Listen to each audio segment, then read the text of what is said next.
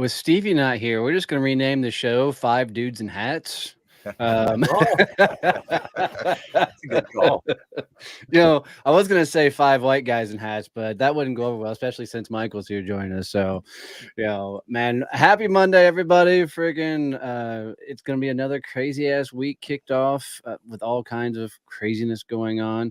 Anybody else cook out in the rain yesterday? That was me. I was barbecuing in the rain. Nobody else has done. No, So I didn't and I'll barbecue in speak the hats rain. in a minute. So you're not the only one with the backwards hat on there. But I had to wear my Hootie hat today. Anybody else have a Hootie hat? You're gonna have to explain a Hootie. Oh, Hootie and a blowfish. Hootie who? Hootie hat. That can be taken so many wrong ways. That's right. I was driving my daughter nuts. I was driving my daughter. Can I see your Hootie hat? I'm like, you want to wear my Hootie hat? She's like, shut up. I don't want to wear your Hootie hat. I'm like, Hootie who? I'm like, Hootie and the Blowfish. That's who, bitch. Why are you wearing a Hootie hat? I went to saw Hootie and the Blowfish Thursday night. Were they any good? They were amazing. Edwin McCain opened up, which is he's got that song from 30 years ago called I'll Be, which we all remember from high school. Yeah, if you go, just type in I'll Be, Edwin McCain, and you'll be like, oh my God. It's like the song that was played at every prom for the last 35 years. He was amazing. And then there's another group that opened up that had like 5 or 6 songs that I actually knew. So that's how I am with all music, though. I never know who the hell. I know. I don't never know who they are. They were awesome. They were rocking like crazy. And then when Hootie came out, I mean, they just killed. They were. I went and saw Hootie and the Blowfish like 6 years ago, and their opener was Bare Naked Ladies, and that was fun. That was really fun. Yeah, they covered a couple of old rock songs from Metallica. That's cool. Just to have some fun with it. So it was, the lead guitar guy was, I mean, I say this about every concert I go to, the musicians blow me away. But this guy up there barefoot, I'm glad that he finished that statement. The musician, You were hoping I didn't say away. All right, that'll go on our highlight reel. Bare Naked Ladies and Keith's getting blown by musicians. This is a great, great start to Monday morning. I got my Hootie hat. Hootie who?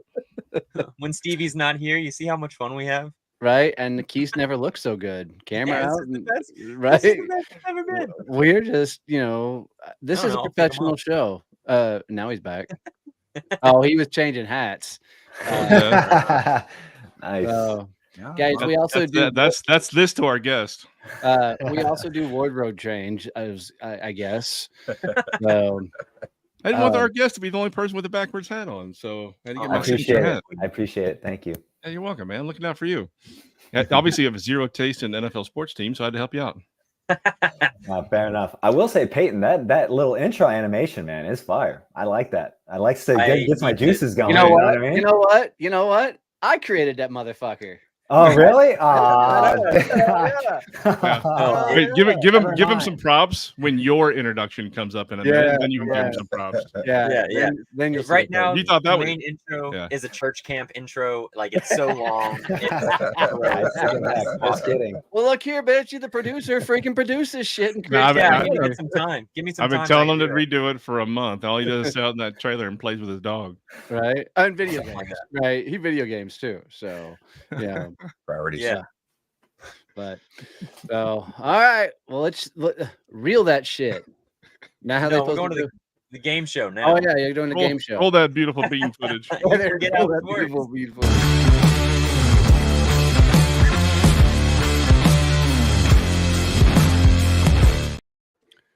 All right. So fuck me. Donnie, I'm going to put you in this first. It'll be the most fun. Oh, hell yeah. Great. So whatever the green screen comes up with, you're going to have to act it. You're going to have to act it? Act like you're in it. Like you're doing whatever is on the screen, Donnie. Oh, Jesus. Like if it's Mario Brothers, I'm actually supposed to act like I'm jumping over the shit. You're Mario, yeah. Oh, Lord have mercy. Yeah. Or if you're riding a dog.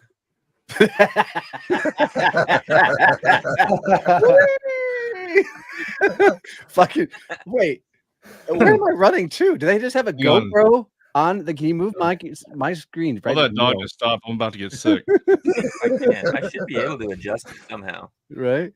I wonder if there's a setting where I can freaking minimize virtual background. Squirrel? No, Where's a squirrel? no. I saw a squirrel, Daddy. Let's see. There we go. Oh, no, I made it smaller. Freaking, I what am I? gotcha. My Doug from Up? Squirrel. Yeah, I guess. I got a On a stick. stick. I got a stick. Ooh, ooh, ooh. Where am I going? Where am I going? Ooh, ooh. Snow, snow, snow, snow, snow. Uh-oh. All Uh-oh. right, I've had enough of that one. Well, we know what Thanks, Donnie Donnie. was in his previous life. Right?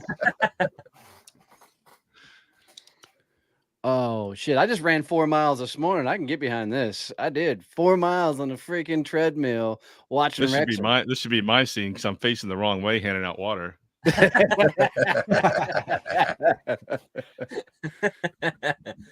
What did I? Donnie, we lost your camera.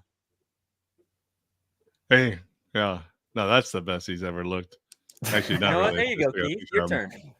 Hey, you need a water? You need a water? You need a water? Good job. Keep going. Yeah, that's your spot. Yeah, that's your spot for sure.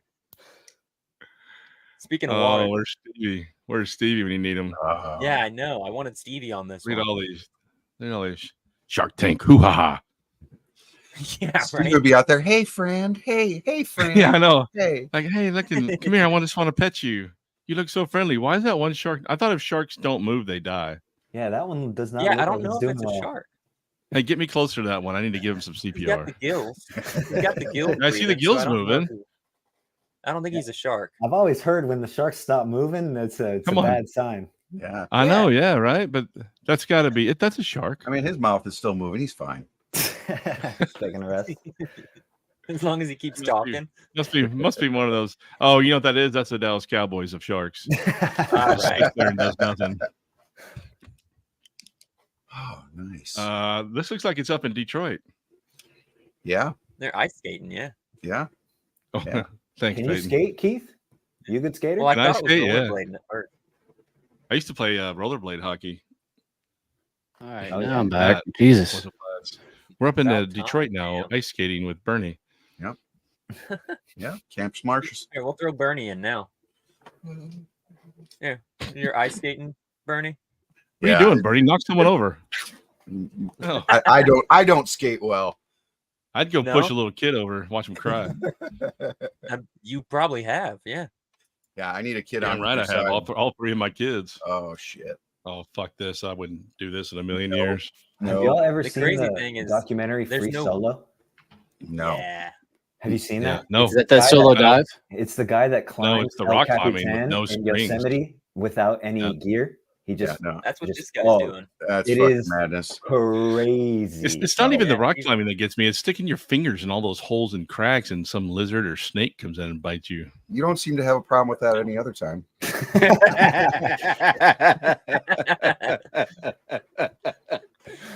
Keep sticking his fingers in holes and cracks again. Where the hell did that Bernie come from? I like that Bernie. But don't worry, that'll be the last thing he says the entire That's fine. time. Yeah. Speaking of Bernie, Oh, look at that. That's Peyton's girlfriend. It's the truth. Oh wait, that's my niece. Shit, I shouldn't have said that. Depends on how early we wake her up. what are you talking about? That's any time of day. So, It's Yeah. true. wow. Here, we'll have fun. We'll throw Michael in there next. What do we got? A baboon's ass. Oh, is snowboarding or just running through the Snowboarding. snow? Dude, I can't. He's about to- He's about to pull a Sonny Bono. You will He's never like ever waist catch me deep in it. out here in the snow like this ever. Mhm. Yeah, I'm with you. I'm not a You go snowboarder. skiing or Anything, snowboarding? dude, anything like brain to feet, right? So like snowboarding, skiing, wakeboarding, anything like that's Brain to feet. brutal. Like I played baseball, college, like right. Hand-eye coordination's fine. Just brain to feet doesn't. Brain to feet. I've never heard that. That's awesome. Foot, eye coordination, foot. I don't know. This I want to do. Oh, That We have looks a Yeah. group of these. it looks We have cool. a group of people out here in Azle that do this all the time. Yeah, I would do this in a heartbeat. The only thing I'm scared of is the power lines. Yeah, Yeah, how don't do get you close how to do you those. control? Is it controlled like a parachute? Yeah. It's like Yeah. a go kart. So it's like a go kart. I mean, you got two strings, so you pull the parachute left and right. Strap a big fan to your ass and you go. That's Yeah, right. You see their hands. their hands are still up like this. They're pulling it just a regular parachute. You think they're and left, sponsored by right. the big ass fan company? Who even thought to And then you invent go- something like this? Throw a A fan. dumb in their redneck. ass. A dumb redneck said, "You know Yeah. what? We should take Yeah. that go-kart, put a big-ass fan behind it, throw a parachute on it, and see what the hell happens." Go I on, wanna Cletus, see get what- on what- there. I guarantee they didn't have a nice fan the first time. They probably used like 6 T-shirts that someone's mom sewed together. Seriously. Wait, did he use a Dude, T-shirt to it's hard. create a fan? You can- Yeah, they only Oh. needed 2 of them. There's another thing I'll never do. Nope. Yeah. I would don't actually see like what- to try this. I never tried before. I get I would- married in July, and I'm going to Maui, Hawaii, for my honeymoon. Snorkeling's fun. Might be my Yes, first snorkeling time. I'll do all day long, but the scuba diving, I'm a little bit That's a claustrophobic, little so different. Yeah. that Yeah, would tank freak me on? out. I don't That's know, great. that- Yeah, he's no tank, tank. he's tankless. You seen But those he's people only that dive as Yeah, far down 20 as or they 30 can with no feet deep. tank? No. No, The no, one because I guy watched that died. I watched that one guy watch his wife die Yeah. doing that. It malfunctioned when she got down to the bottom. Is They it couldn't really figure out- that worth it? Like once you go that low, like there's nothing even really cool to see. Like it's just dark, right? I Yeah, don't Right? know. Yeah. I'll never That's know. the thing Yeah. Hey, I know there's a submarine that you could pay to go on. And I don't even want to do that. You saw the billionaire and that Yeah, right. done. That's the crushed submarine like I a was talking can. about. Yeah. I think Yeah. they're trying to run it back. I think there's a different billionaire trying to do it different. He's Yeah, gonna, are they he's still gonna using do the- it. If I got that much money, I promise you, space and the bottom of the ocean are 2 places I'm not going. Yeah. Uh, Michael, are they going to use a Wii remote as a controller this time? Dude, I hope not. That's going to be their improvements, I guess. Yeah, we're going to use a real controller this time. I don't know. Wow. Oh my Yeah, We'll god. throw Keith back in. That's the beauty of being in charge of the game show is I never have to be in it. Oh look, now I'm on that parachute glider. Yeah. Wing- Now you get to glide. Or is Yeah, it those- you I imagine- want to see Keith in a wingsuit. You know, ever seen a fat guy in spandex? He wouldn't fly. He would just go straight down. It'll look damn good. Everybody else is gliding off. Keith just goes. be a comet. That's the part about being old and being in one of those spandex suits. I'm like flying flat, on my belly, and they're like, "What are those 2 giant water balloons hanging down for?" Those are my old man balls. You're scraping the tops of the trees. That would be cool, man, to fly over something like that. Oh my god! about that? are we, I've done it twice. Nope. I've never done that either. Probably Yeah. never will. Donnie and his friends did it. I Yeah. remember a long time ago. And when the guy I jumped with, an Air Force guy, and he said, I had to ask him, I said, "Can I pull the ripcord?" And he goes, "Well, just so you know, if you pull the ripcord and you drop it, you owe me $100 because that's what it costs to replace it." I'm like, I'm cool with that. Well, I didn't know his running joke was anybody pulled the ripcord, he'd reach over and he would try and snatch it back from you to pretend like you dropped it. Dude, I had such a death grip on it that I flipped it forward as I pulled because he tried to jerk back. And he's like, "Dude, you almost fucked this all up." And I'm like, "I told you I wasn't dropping that damn thing." The second If you're gonna jump, play a joke in the air like that, you might want to let me in on it. right? The second jump, I told the dude, "I'll pull the ripcord." He goes, "If you can." And dude, we went out and he just started tumbling my ass. And all of a sudden, you can't hear anybody. Like you see people talking in the movies and shit, you can't hear anything, right? That's completely made up. But I Yeah, could feel it. He all of a sudden, I could feel him flail. So I threw out and he put the watch in front of me to pull the ripcord. Dude, my head was still doing this. And he finally he ripped it himself. But I don't know if I could do that. Maybe bungee jumping I might try, but I don't know. if I could one jump of off the our plane. friend's moms, she did it with us and she passed out. As soon as she came out the plane, she was passed out the entire ride down. Doesn't even Really? I've seen a lot of videos That seems like that. something I would do is pass out and then not even enjoy any of it. Right. Yeah. And then you just paid for a video of you Just sleeping, falling Yeah, asleep. $200 for a video you sleeping. Yeah. Seriously. Well, that's like those slingshots when you're on the ocean and stuff, and they slingshot your ass up and down and stuff like that. And look at Kinga says, "No way, we're all with you, Kinga." And getting on that. Are we in a rainforest jungle or are we in Africa? What's going on here? It doesn't look like rainforest, but it is foggy. Looks nice. Yeah, it doesn't just look looks like Africa though. Like usually trail. they got like the plains and stuff. Yeah, So I mean, this is like this looks like the hill country, like a country road down the hill country. Go ahead, sing Country Country Road, Take Me Home, Road, King. There it is. take me That was home. coming.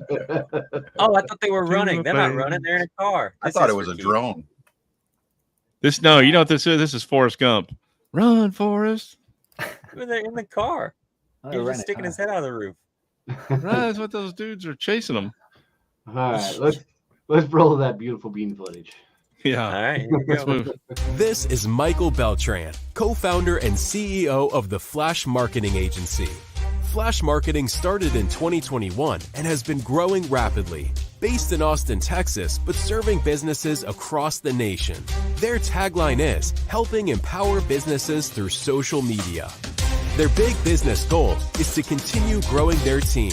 And now it's their turn in the hot seat with the Success Champions team. Look at that. All right, that was fire. Yeah, that was cool. See, I- told you you're going to. You're welcome. Yeah, that I was- do all the voiceover, right? I just sound that good. So, all right, Michael, we've having a blast each Monday, bringing somebody in out of SCN and putting them in the hot seat and trying to help them with their business. Our goal is always to see if we can make you cry. I mean, help you as much as possible. So, how can we help you today? What's the biggest thing we can help you work through, figure out?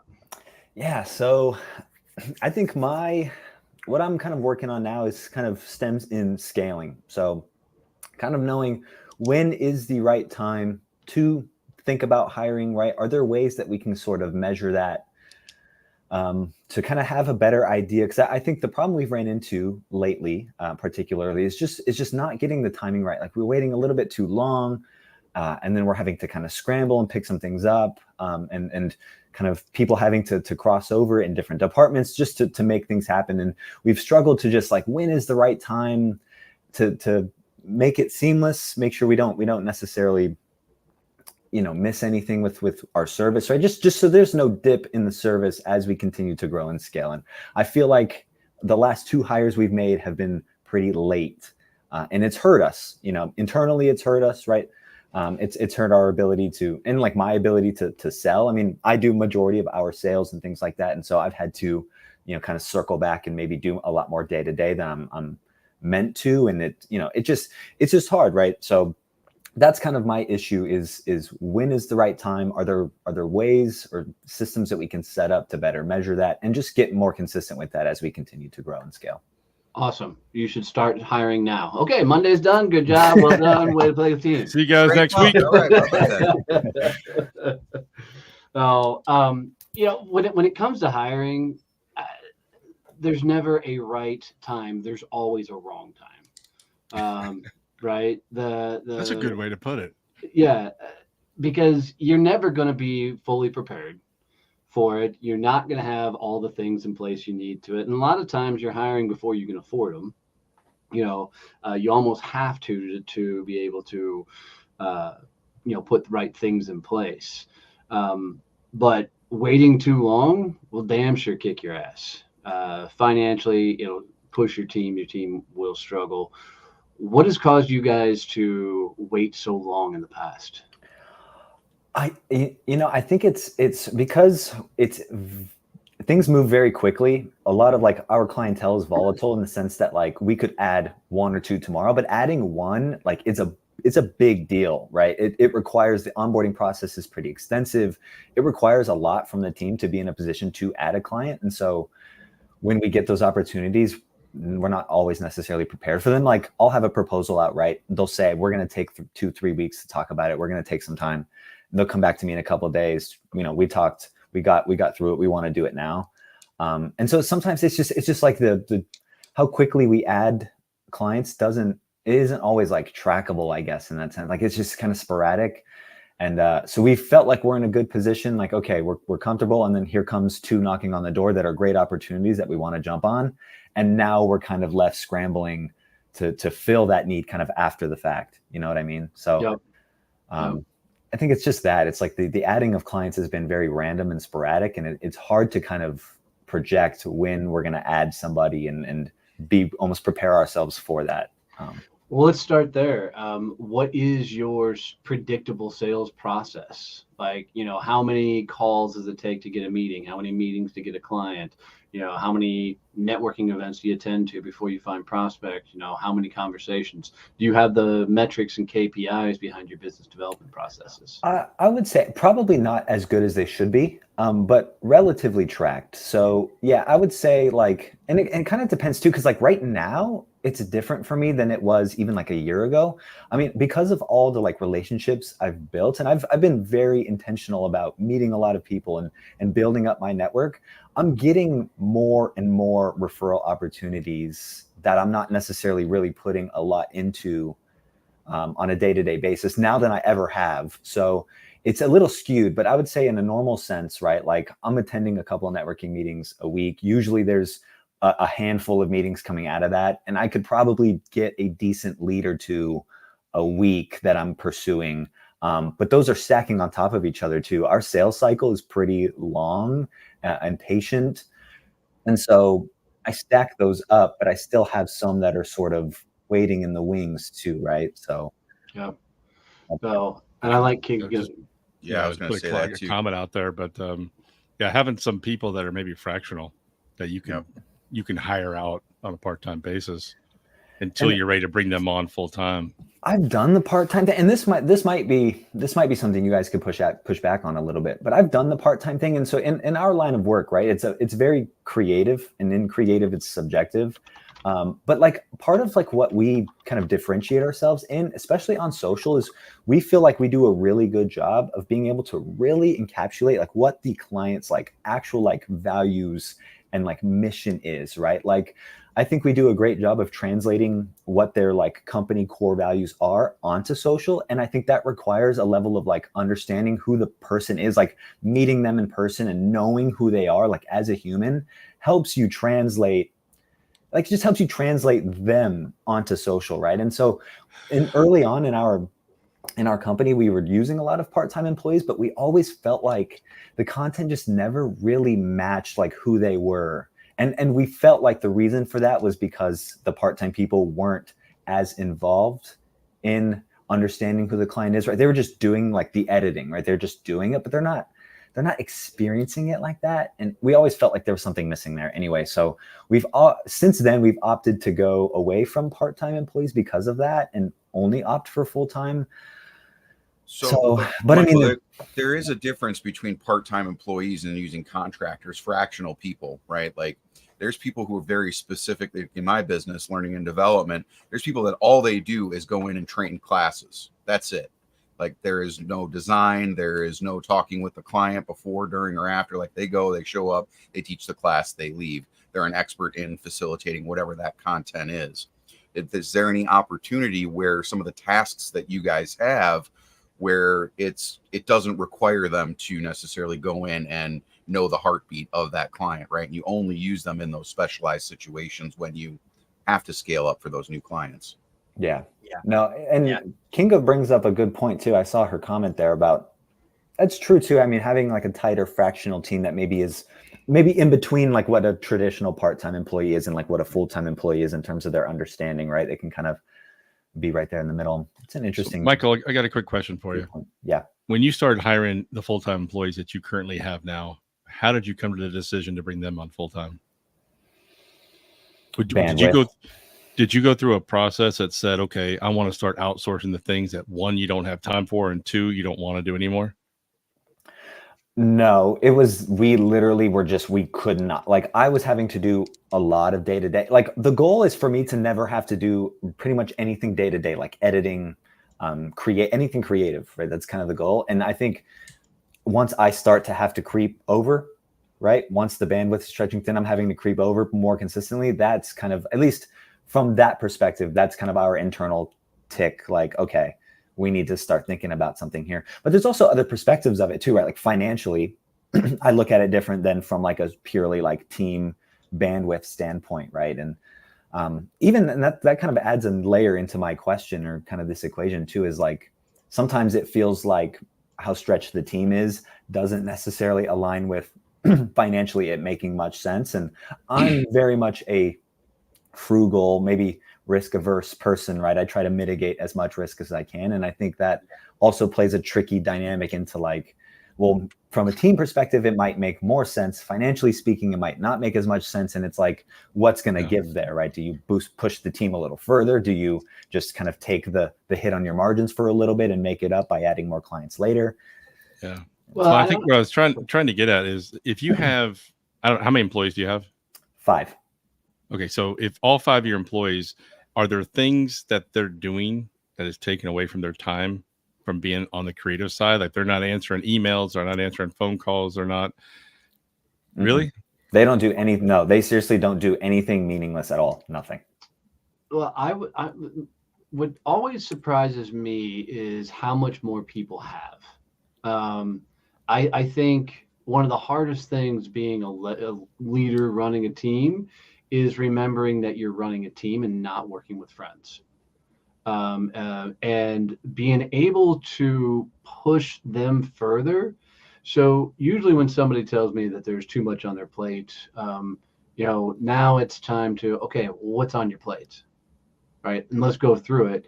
And I don't know, even myself, the number of times when a project was due 2 weeks out and I do it the hour before, and then I would look at somebody and say, I've just got too much on my plate, is a real thing. So I wonder if how much the team is doing is the truth, not that they're lying to you, right? Or are you just not pushing them as hard as you could be within the realms of being respectful? Yeah. No, it's a good point. And I will add too, because this adds a little layer to this too. It's like in creative work, right? For an editor, for individual people, they're like pace is like very unique to them, right? Peyton, you would understand this. Like some people edit quicker, they're more efficient, some people aren't. And even within that, right? Sometimes a video that they're creating could take 10 minutes. Sometimes it could take an hour. It just depends on like the complexity, kind of what we're doing there. And so we've always found that like measuring like bandwidth is difficult because it could be quicker if we were just doing more basic. But there's guesstimate time frames. Like a good editor, right? If it takes them 3 hours to freaking edit 30 minutes, something's wrong, right? Because I can edit a 30 minutes, not going to be the caliber of what you guys are doing by any means. But there are time frames that you can put on project management to say, cool, you have to have it done within 30 minutes to 2 hours, right? 2 hours is the max that you can take on this project.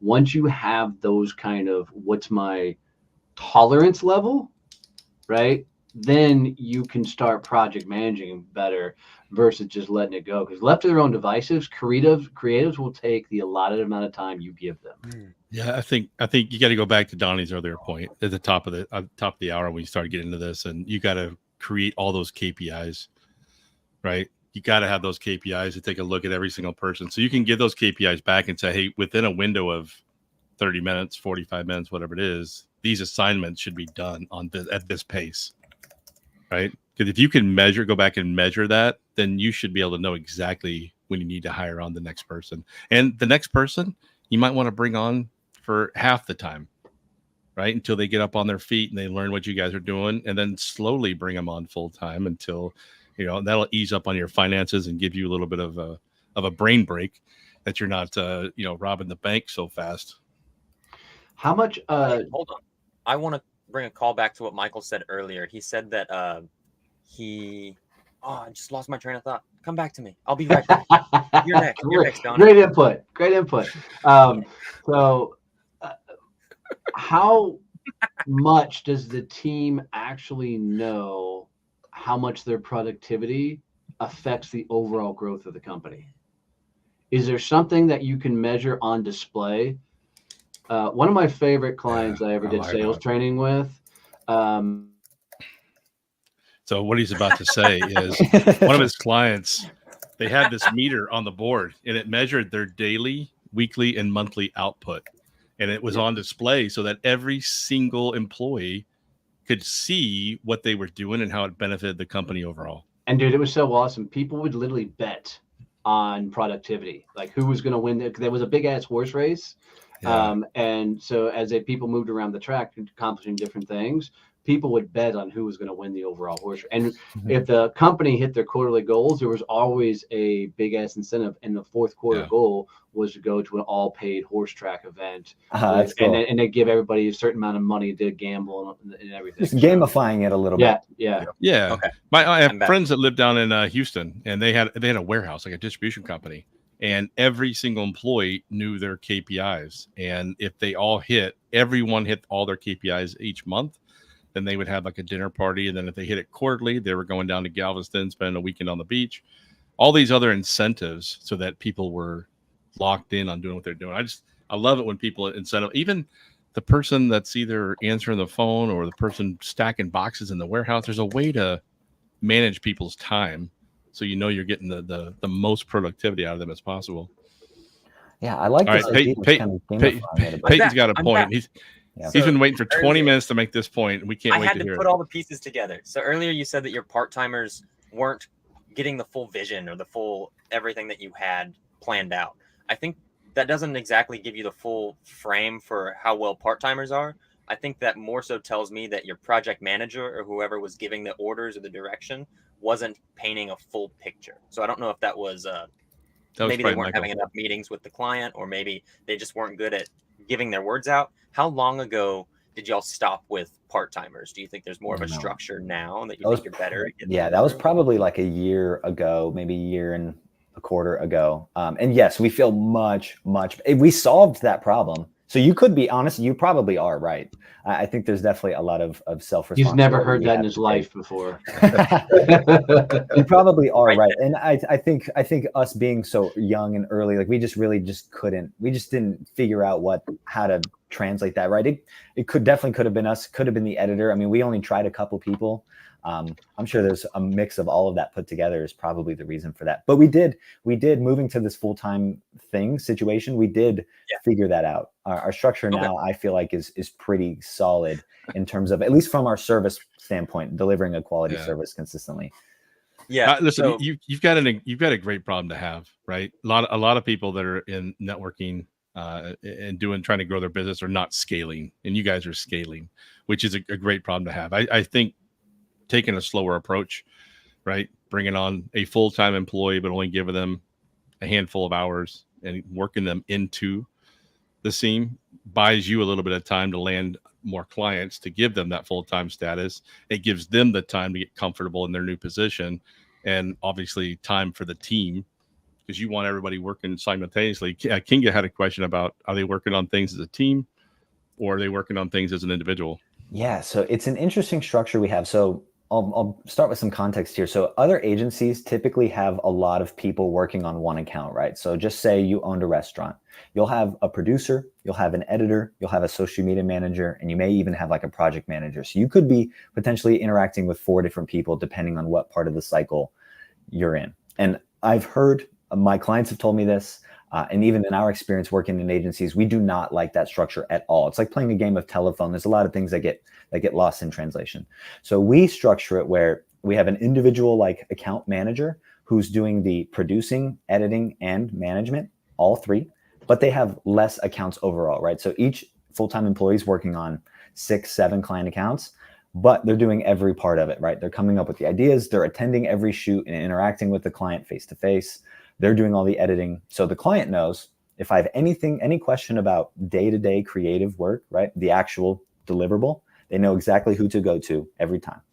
And then we have kind of sort of a project manager above them who is just making sure everything's running smoothly and things like that. So we're all working together as a team in terms of coming up with ideas. After that point, it becomes more individualistic in terms of each person is responsible for a set amount of clients. There isn't a lot of crossover unless we have bandwidth issues and somebody just has to kind of pick up the slack or something like that. How much is hiring just scary versus uncomfortable? So I think it's scary. It's not scary to me in terms of adding more people. I feel like we've sort of, like, from an internal process standpoint, we feel very comfortable with how we've structured the team, what the responsibilities are, and making that very clear, right? That part of it I feel great about. I think what scares me is the added risk. because I'm, like I said, I'm very frugal. I'm very like risk averse. Just adding more liability, of course, adds more risk, right? And I know I could, right? If things get tough, I know I could let people go. Like, I understand that's a thing, but like, just me personally, like, I don't want to do that, right? We really try to be a good. What's the gap to hire then, right? So what would have to happen that would make it so you didn't have to let somebody go? What do you mean? Is it a revenue thing? Is it more clients overall? Is it more diversibility in your client base? What would keep you from having to let somebody go? Yeah, I would say being diverse in our clientele is an important thing to us. I mean, especially with like, COVID happening, right? Being more diverse keeps you safer. I think it's just, I'm the only person who does like business development sales at our company, right? And I guess I just get nervous that like eventually that could slow down. It hasn't. And sometimes when I get pulled away to do creative work, I mean, there's nobody really out there networking, selling for us for a little while. If that comes, well, maybe that's your problem, right? Do you need another person on the team doing work on the back end, or do you need to hire business development? But that's something we've thought about, but it's like every time the need comes up, the need's bigger in creative than it is on my side, right? It hasn't slowed down. So like we're continuously adding at a good pace. I just get nervous that if it inevitably does. I think the problem is you don't have enough pressure on yourself. And I think the only comment I'm going to add to what you just said is the turnover is a very healthy thing for a business, right? You always have to continue. Ask anybody up here that's had a company for a number of years, right? As you continue going along and scaling, and ask Donnie about even the members of SCN, you'll always continue to level up as you go. As your company gets bigger and better and faster and everything else, you have to level your employees up as well. Some employees are willing to scale with you, and they have that ability to adjust and do bigger things faster and everything else. But there's some employees that just will never keep up with you. So turning them over, it's not a bad thing. Yeah. And it's part of running a business. I like how right? Jerry always says, an operations manager at $1 million, maybe $1 million operational manager, they're likely a $10 million operational manager, right? They know how to manage at a certain level, but they have no clue how to manage when you get to a higher level. Kinga says 10% annual. Yeah. I agree with that. Right. Look, it sucks. Now, 10% with 5 employees is probably not a realistic number, but as you get to 20 employees, that's probably a very realistic number, right? Not saying you have to go pick 2 people and fire them every year. That's not what we're saying. Just saying it as you look and you're grading your employees on who is constantly coming through for you in a timely manner, put them at the top. And the ones that are struggling to keep up, right, when it's time to make a move, are you going to replace them? Are you going to add somebody else in and then replace them later? Whatever you're going to do it. But you're going to have to figure that out. Also, a fascinating idea is the creative team you currently have capable of scaling with you? Meaning, right, could you, instead of hiring somebody low on the bottom end, should you hire somebody above all of them and really push the company, right? Maybe their skill set. The nice thing about outsourcing some fractional people and scattering some of them in there for some of those things is you can fire them easier than anybody else, right? That's a hell of a lot easier than firing an employee. Yeah. They say, hey, listen, we appreciate what you've done. Yeah. We don't need your services anymore. Contract canceled. Yep. That's an interesting point, Donnie. I had never thought about that, hiring somebody above. That's interesting. I have to chew on that one. Because every time we've brought in somebody with a higher skill set than the person before him, we've just catapulted. And I think one of my faults is he hires idiots like one of his faults is that he can't. He hires camera. Yeah. He's shutting the fuck off. This is crazy. Yeah. This is the. God, this is the. Go ahead. I finished your sandwich for you. Yeah. No, but it is. I hire safe, I hire the person that is good enough versus the person that would challenge the way I look and think of things. And when you hire safe, you can only grow so much. But if you hired for, it's like watching Welcome to Wrexham. They are literally buying their way to success. And the way they're buying is they continue to buy the best that they can freaking afford. And that includes front office management. That includes the coach. That includes the the trainers, not just the players. Right? It includes every single part of that team. And they're literally they bought themselves, and they didn't pay, like walk up and hand somebody and say, hey, give me the next promotion. They bought the staff and team to push them to the next level, and they're doing it again to go to the next promotion. And so there's something to be said about freaking who's that. As a buddy of mine put it once upon a time, your staff is like your World Series team, because you can't say Super Bowl anymore without getting fucking sued, right? So your staff is your World Series team. So is it your starting lineup, right? Like, are these the people that when you're going up against the New York Yankees, is this the team that is going to be your 9 on the field? 9 in baseball is 11. 9. You got it right. And I do feel like the people we have are those people. I do really feel like that. Cool. Who's the rookie sensation that's playing for another team that if you brought them over would push the whole team up? That's how we've managed to pull these people. Luckily, other agencies pay like shit around here, so it's pretty easy for me to poach their employees because they all get treated like shit and get paid like shit. Yeah. Well, then you got to continue doing that. You're the New York Yankees, right? In your area, you have the payroll to be able to go get the best of the best of the best. You better make sure you're getting the best when you do it, right? But look at how ruthless Steinbrenner was, right? He hired, was it Yogi Berra? Yogi Berra won a World Series, and then he gave him a 3-year contract extension and fired him after 18 games the next season. That's ruthless.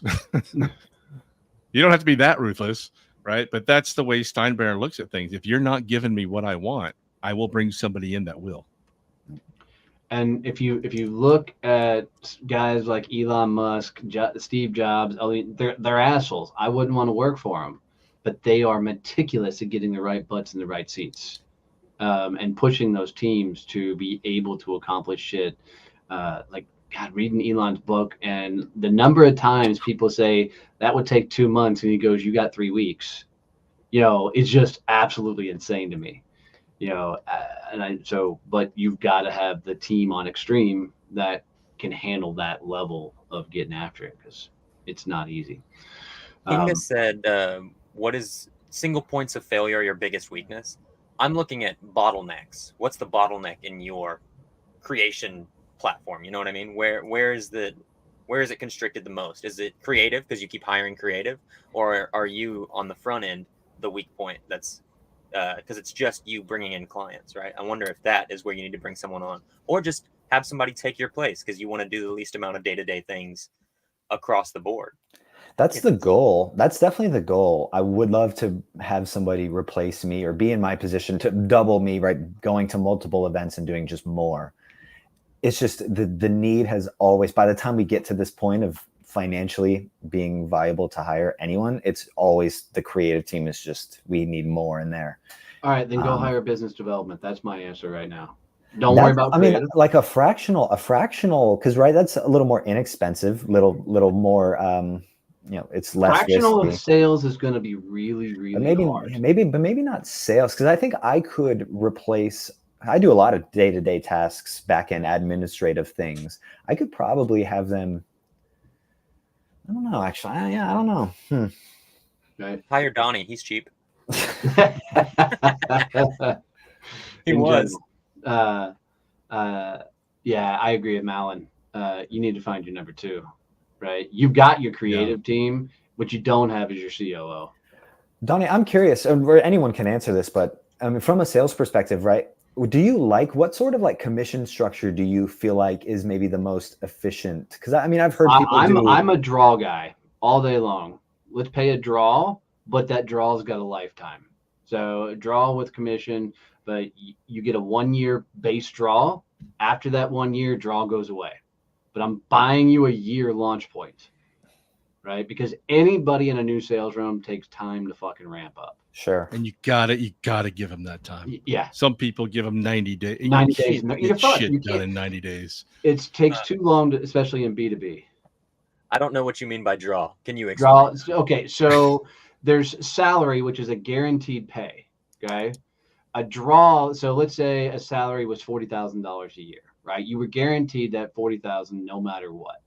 A draw is I'll pay you $40,000, but it's going to come out of your commissions. So let's say I pay you at 10%. Yeah, your future commissions. Yeah, let's say you're basically buying your role off of future commissions. So let's say I'm going to pay you $40,000, but your commission structure is set at 10% of the sale. So you sell $1,000, you make $100. That $100 goes towards that 40,000. You don't actually make commissions until you cover that 40,000, right? So you're buying your way into the company, if you will, but by covering that $40,000 base. So in that sense, you get that 10%, you've got to sell $400,000 to cover that $40,000 base. Now, the That tough makes part sense. about it from a business owner standpoint is if you fire that employee quits, you're out that money, Yes. right? They're not ever going to pay you back on the outside once they're no longer working for you. So you got to make sure it's a number that you're okay with, right? Because if you set somebody up on a salary from the beginning and they last 6-7 months and quit, you're out that money anyway, right? On the draw part of it, at least if you find the right person, you have an opportunity to get that money back, and it's motivation. Because I could tell you now, managing salespeople for most of my life, they would come to me and say, "Hey, I need a raise." I'm like, "Great, go sell So something." sell more. It's as simple Right. as that, right? Because you've got a commission structure set up. So, Donnie, would you say after that year, then does it go to like full, just 100% 100% commission. That's my favorite model because it keeps them hungry. But don't do the turn-off commission. What turn-off commission means, they only keep that client for the first year. It's 100% commission. Second year, it's 50% commission. Third year, 25% commission. Well, it depends, right? To me, it depends. Are they managing that client? Are they creating that relationship with that client forever? Good argument. Or do you have, sometimes you have like a hunter and a farmer, right? Where you'll have a hunter going out, closing new business. You'll have a farmer that comes up and then takes care of all that existing business. Because then you got to have a different model, because you can't keep paying that hunter for what the farmer is doing behind him, right?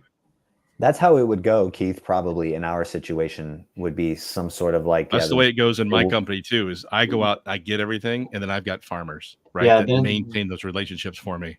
Then it's a fadeaway commission, meaning year one, they get 100%. So if they say you're paying 10%, for the first year of that client, they get 100% of that. So they get the full 10%. The second year, they get 50% of that. Third year, 25%. By year 4, whatever, they're gone. They don't get any commission off of that. And there's different models of that, but that's the basic structure of it. Yep. What that does is keep your hunter hunting, Yeah. right? And what percentage of like the total sale would you say then in an 100% commission? It's so environment? hard. It's so hard. Everyone's margins are different, right? You got Yeah. to take a look at your GP and figure Because out. you're either going to pay off a gross profit, you're going to pay off net Yeah. profit, or pay you're off going the to pay off. sales. You could do it any Yeah. way you want. It's just the percentages are going to look so much vastly different. I pay off gross profit because at the end of the day, all my costs are covered when I do it that way. So I know And- if I pay 10% of gross profit, right, I know exactly I'm taking all of my cost out of that to get that gross number. And I always look at it from the perspective, can I explain to the salesperson how they can make $100,000? Right. So the commission structure's got to be so stupid simple a third grader can understand it. Mhm. Because Or us- Peyton. Yeah. Yeah. Us sales guys will fuck it all up all day long. So it's got to be simple, and they got to actually know how they can make money. Yeah, I One of the mean, greatest how you VPs qualify I to be had, I had this global VP, and she was in my car. We were in Chicago, and we're at a stoplight. She said, "Do you understand your commission structure?" And I'm like, "I have zero clue. There's like 9 different components." And she looked at me and she was interesting. She said, "If you can't figure out your commission structure while you're stopped at a red light, it's too difficult." Right? If you can't take a job and say, "This job is $68,000," if you don't know what your commission is on that, it's too difficult. Right? It's like to Donnie's point, right? It's got to be stupid simple so they understand, holy shit, if I land this thing, I could make $7,500. Yep. That gives them the motivation that they need to go close that thing. Like when I played sold commercial printing, it was a flat 10%, right? I got a draw my first year, then it was flat 10% over that. So, and it was off of revenue. It wasn't off gross profit, anything, straight up. Whatever I sold, I got 10% of that.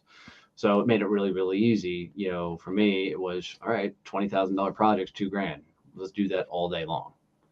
Right. So, but it kept it really stupid simple, but they could hide my commission payout in the cost. Right. So when we bid that print job, my 10% was automatically included as part of that print job as they built it out. So they didn't have to go back. So they didn't have to worry about profits and all that, you know, in it. But printing works that way.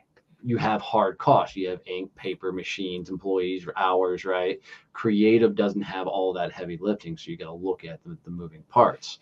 You know, you got to factor in how much is the time is it going to. This is where real estimating comes in play of project work. Going, okay, is this going to take 6 hours? What's that going to cost me? Yeah. Right. There's so many fucking moving parts. I worked for a company one time. Like, if the profit was between 5 and 7%, we got X amount. If it was above 7% to 12%, we got X amount. And then I'm like, you had to figure out all these levels, and we're selling thousands of trinkets, thousands of medical supply items, and to try and keep track of all that stuff, it was stupid, unbelievable. Yeah, see, that's a fadeaway. That's a group. Yeah. 3, 2, 1. And if you ask that question to 100 people, you're going to get 100 different. Yeah, I've heard a lot of different answers. Dude, Yeah, I had one where literally I had to break out an Excel spreadsheet each month just to understand what I was supposed to get paid. You know, it's because when the person who creates a commission structure tries to design it to cover their ass and also pay out well, but likely they've never had a good, you know, structure too. So they're just kind of making it up as they go. Yeah. I like the red light scenario though. That's a really good play. Great way to think of it. So yeah. Michael, has this been helpful? I know this has been really helpful, actually. No, thank you. You've given me a lot to chew and think about. Donnie, I know because you were on the call the last time I had spoken about this, but we hired that new employee and she's been, I mean, amazing. That's awesome. Above and beyond amazing. Our whole team is super happy, and it's alleviated a lot of pressure. Just like, so. Well, now that I know you got her, I would 100% go the business development route. That would be my next hire. So it's a toss up for me now in my head, right? So either the business development or you need to get the assistant, right? Your executive assistant to get the shit off your plate. And actually, I'd probably do the assistant first so you could go sell more. And while you sell more, document the process so you could handle that process to another business development person. That's actually the better play. I like that. Yeah, I know you're a big assistant fan, huh? Oh, fuck yes. Right. The more shit that allows you to get out there and be the face of your company. What the assistant's going to do for you, it's going to show you your weak points. It's going to show you where you needed the help because you may not understand it. Go hire an assistant, figure out what you want, more shit that you want that person to do, and you'll figure out. And then you can start creating those KPIs, right? If you're going to bring somebody in full time that's not a fractional assistant or something, then have a better understanding of it all. Yeah. I learned selling commercial printing, man. Anything that kept me in the office kept me from selling. So the more that they could get off my plate would allow me to be out there on the street more. So, and you don't want a guy like me doing paperwork. Yeah, you mentioned a couple of times, Michael, that you're doing admin stuff behind the scenes. That's time you're not selling. Right. Yeah. No, you guys are right. So, well, let's hear a couple of kind of takeaways and action steps you're going to do from all of this. And then we'll work towards wrapping this all up. Yeah. So I think, the first point that stuck out to me is like more firm KPIs. I mean, you've mentioned, Donnie, and I think this holds true. I mean, there's a lot of moving parts to creative. I think it makes it a little bit more difficult, but it's not something we've necessarily spent a lot of time sitting down. Like, how can we like physically measure, or to the best of our ability, like sort of physically measure in creative performance, right? And identify more inefficiencies. So that's a big thing that I'm going to be working on.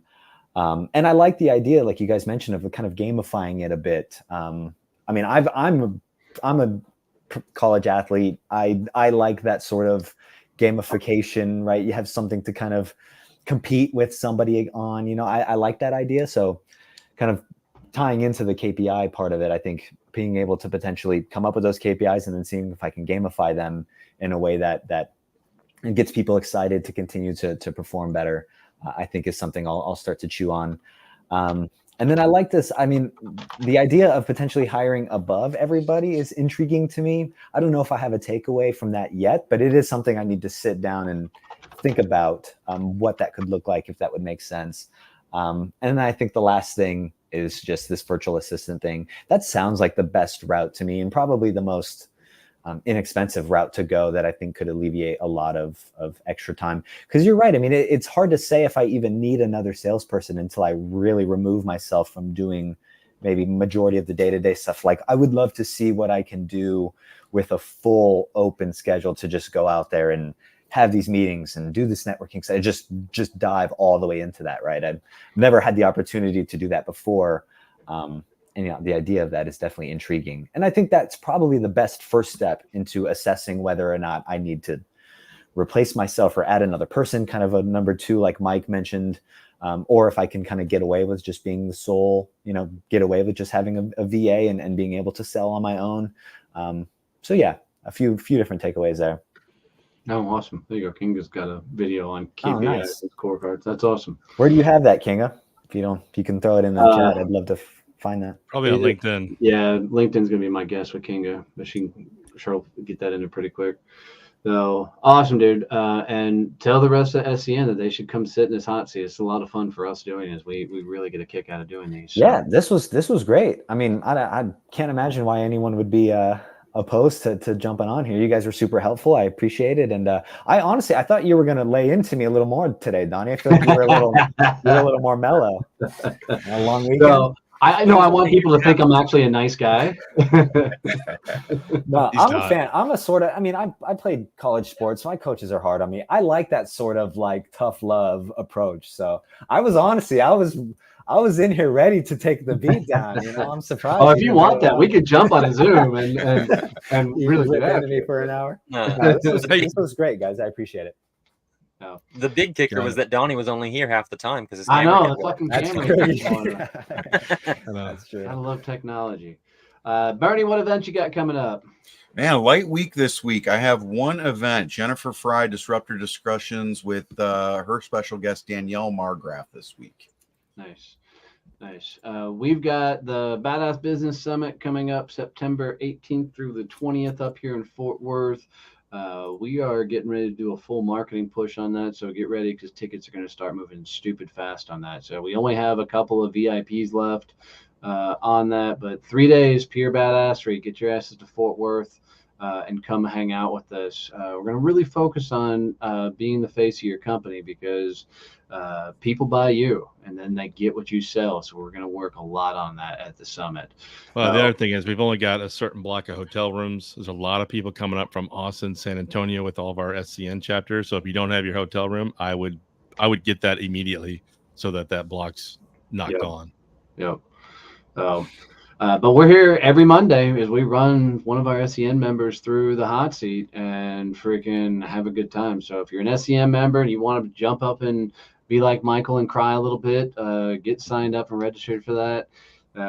Otherwise, y'all go have a kick-ass, amazing week. Michael, thanks for joining us. Bernie, thanks for talking too much. Peyton, shut the fuck up. Otherwise, guys, love you, made it. See you, bye.